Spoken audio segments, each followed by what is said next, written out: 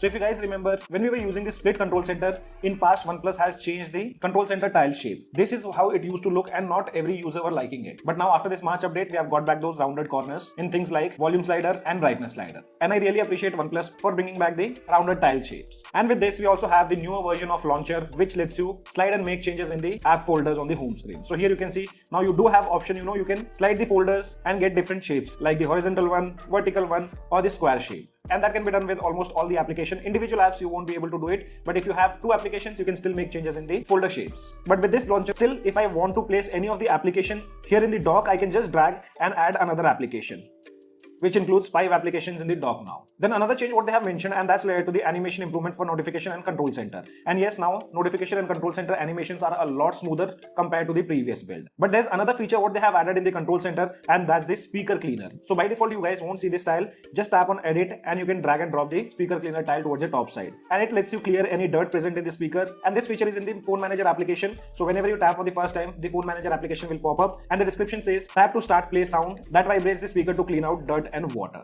For better cleaning results, keep the speaker hole facing downwards and increase the volume. And also remember guys, the sound may be a bit louder. So it's a useful feature. If you see that the sound output is a bit on the lower side, you can use this feature to clean the speaker. After that, with this update, they have also added few live wallpapers from Realme devices. So if you go to live wallpaper section, if you scroll towards the right hand side, here you can see these are the 4 live wallpapers which we have seen in the Realme phones. And those things are that they have also updated the stopwatch, which now supports the live alert feature. So if I open up the clock here and tapping on stopwatch, once I start and later I go back, you can see now we do have the support of live alerts for the stopwatch too. Now OnePlus is slowly adding more application support for the live alert. So these are the changes which they